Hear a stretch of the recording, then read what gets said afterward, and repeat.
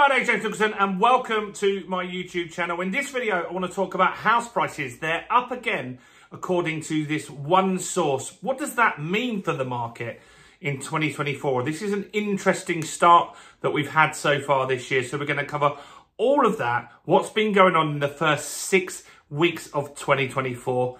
Are house sales, as in the volume of sales, up or down? We'll cover that as well. But before we jump into this video, this is the last time I'm going to need to ask you, because we are less than 30 subscribers away from 20,000 subscribers. Look, we're that close. Now's the time to get off the fence. Subscribe to the channel over there. Hit the bell notification. Have a look around. Maybe you're the 20,000th subscriber. Do comment below if you subscribe. And while you're here, smash the like button or tickle the like button. Do something to that like button. That really helps us with the YouTube algorithm, and that will get us more views. And then we'll hit that 30 subscribers for sure. So the data today is from Rightmove.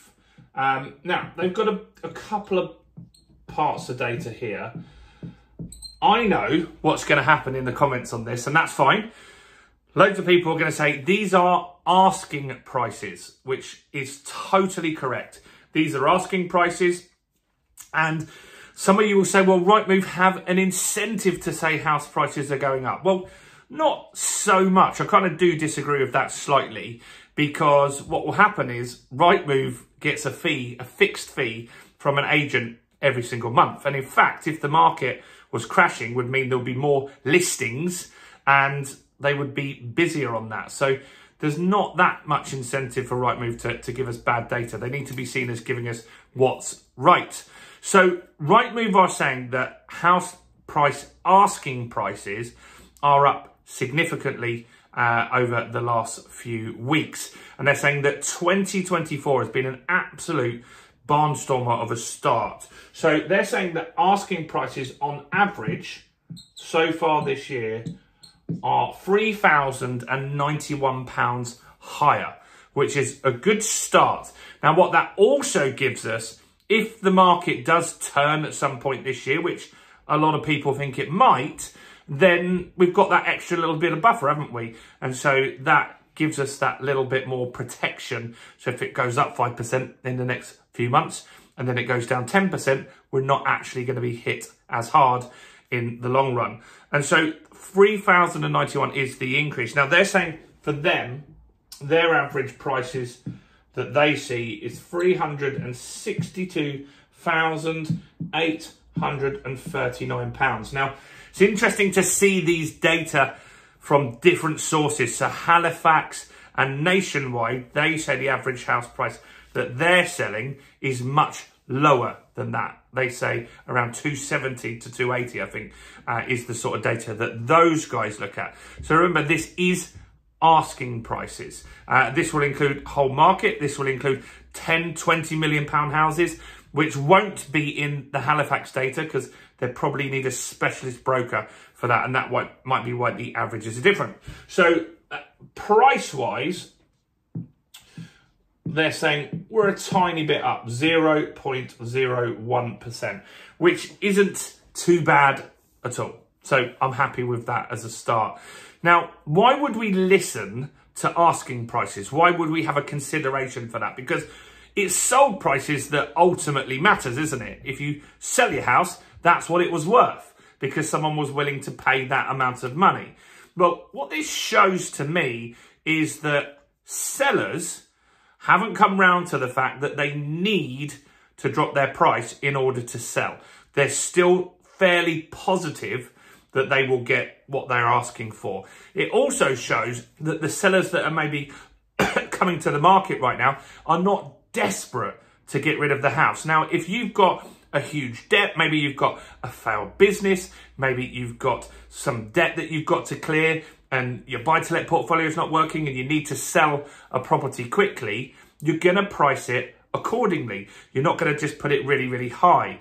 And that's showing here that not many distressed sellers are in the market, in my opinion. So I think that's interesting to note what's going on with that. How are sales doing? This is interesting and indicates the market is a little bit stronger than the negative Nigels might want you to think.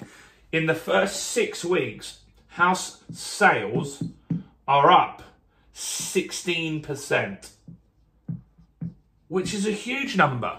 16% busier than last year. That is really, really good, positive news. Now, you might say, well, last year we had the mini budget around that time. We had interest rates at 6-7%. A lot of people were sitting out of the market. I'd agree with that.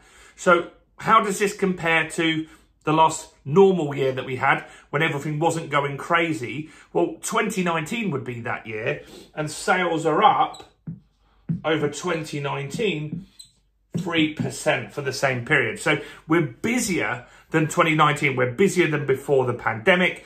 And that's because there was a lot of pent-up demand.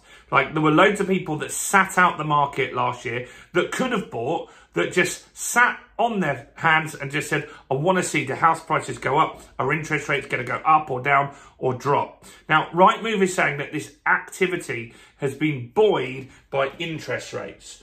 And so while what we're seeing is that the base rate has stuck because inflation hasn't moved down to target of 2% yet, a lot of lenders in December and January dropped their rates, and they were significant drops. We had rates that were 6-7%.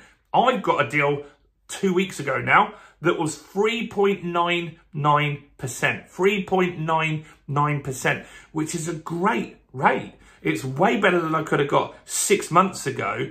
And so because of that, that isn't as much of a hit for a lot of people. So people are coming back into the market now and they're searching for properties. So we've had 16% higher sales. We've got 20% more buyers in the market, and the stock, the listings, the extra listings is only 7%. So that means we've got more buyers. There's still not loads of stock coming into the market. There's more, but there's still not loads of it. And that means that people can really get a better deal. They don't have to be desperate to sell that property, which is really, really positive.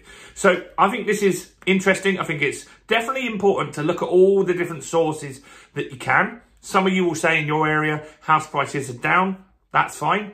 Interesting, and that happens, and it's different pockets of areas. I know London is significantly down. I saw an article yesterday where someone was saying, well, not average, but some houses are down 250 grand in London. That's going to be the top end of the market. So let me know your thoughts on this.